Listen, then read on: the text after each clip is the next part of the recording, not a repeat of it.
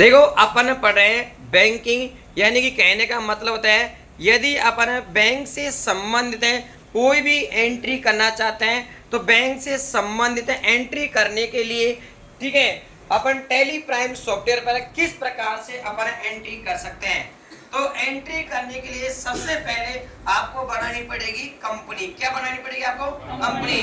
Company बनाने के बाद जिस बैंक में कंपनी का खाता होता है उसकी बनाएंगे अपन क्या?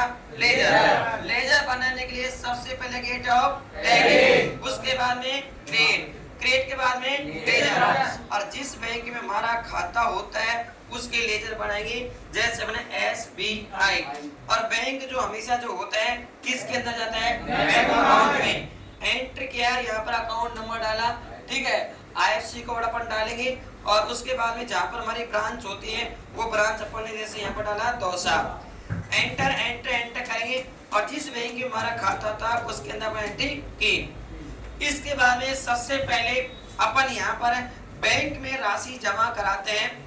राशि जमा कराने के लिए सबसे पहले अपन जाएंगे गेट ऑफ टैली, उसके बाद में वाउचर, वाउचर के बाद में बैंक में यदि अपन राशि जमा कराएंगे तो कौन सी वाउचर पर जाएंगे? कॉन्ट्रा। अरे कौन सी वाउचर पर जाएंगे? कॉन्ट्रा वाउचर पे जाते हैं और हम बैंक में राशि जमा कराते हैं। तो यानी कि यहाँ पर कैश हमारा होता है CR। जब बैंक में राशि जमा कराते हैं तो उससे पहले अपन को यहाँ पर, ठीक है, ओपनिंग बैलेंस यहाँ पर डालना पड़ता है। ओपनिंग बैलेंस डालने के लिए बैक स्पेस की सहायता से यहाँ पर जाते हैं कैश पर और अपन एक की दबाते हैं कंट्रोल प्लस एंटर। तो अपने दबाया कंट्रोल प्लस एंटर और जो भी ओपनिंग बैलेंस होता है, जितने धन राशि से अपन व्यापार प्रारंभ कर रहे हैं वह राशि अपन यहाँ पर डालेंगे। ओके, जैसे अपने यहाँ पर डाली 10,000 रुपए। विशेष ध्यान रखना ये हमारा DR होना चाहिए। एंटर किया, एंटर किया, एंटर करने के बाद बैंक में हम जमा करा रहे हैं 6,000 रुपए। कितने जमा करा रहे हैं? 6,000 रुपए। हमारे पास में कुल टोटल राशि कितनी हजार रुपए? 10,000। 10,000 में से बैंक में कितने जमा करा रहे हैं? 6,000। तो हमारे पास जो बैंक में, ठीक है, हमारे पास राशि बचेगी कितने हजार रुपए? 4,000। और बैंक में जो राशि बचेगी कितने हजार? 6,000। तो यानी कि जब बैंक में राशि जमा कराते हैं तो इस प्रकार की एंट्री करते हैं। एंट्री करके इसको कर देते अपन सेव। इसके बाद में जितने के हमारे पास में नोट होते हैं उनकी संख्या यहाँ पर भरी जाती है और एंटर एंटर करके इसको करते हैं अपन सेव, ठीक है। तो ये होती है बैंक में राशि जमा कराने की एंट्री। इसके बाद जब बैंक से राशि निकाली जाती है तो उसकी एंट्री किस प्रकार से करते हैं? तो बैंक से राशि निकालने के लिए गेट ऑफ टैली, वाउचर और यहाँ से वही कॉन्ट्रा। लेकिन यहाँ पर हमारा CR साइड में हमारा हो गया SBI। हम बैंक से 2,000 रुपए निकाल रहे हैं तो हमारे पास राशि बढ़ेगी, बैंक में राशि घटेगी। यहाँ पर अकाउंट नंबर डाला, IFSC कोड डाला, एंट्री करके करते हैं सेव।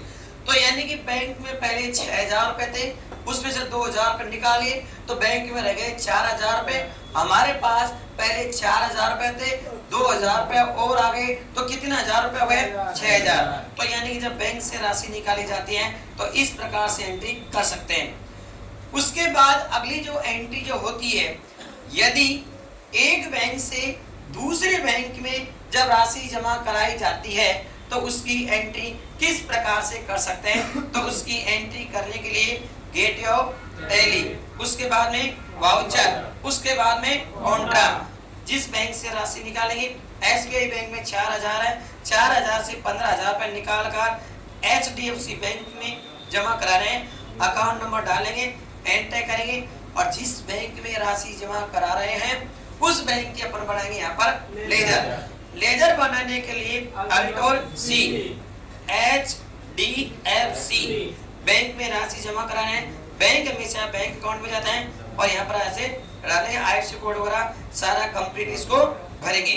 भरने के बाद जब बैंक में राशि जमा कराते हैं तो एक बैंक से दूसरे बैंक में जब राशि जमा कराते हैं तो उसकी एंट्री इस प्रकार से कर सकते हैं। इसके बाद यहाँ पर गए, एंटर एंटर एंटर किया, इसको करते हैं सेव।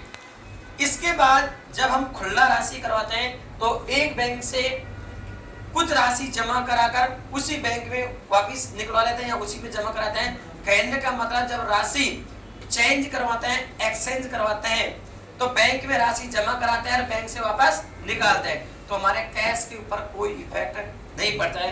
कैश हमारे पास में 6000 है, 6000 में से हम 2000 खुले करवा रहे हैं, हमारे पास बच जाएंगे 4000। जब खुले होकर वापिस कैश हमारे पास आ जाता है तो वापिस हमारे पास कितना हो जाएगा 6000। तो यानी कहने का मतलब होता है ये होता है हमारा कैश टू कैश। तो इस प्रकार से अपन कॉन्ट्रैक्ट की चारों जो एंट्रियां होती है ये एंट्री अपन इस प्रकार से कर सकते हैं। ओके, ठीक है, थैंक यू।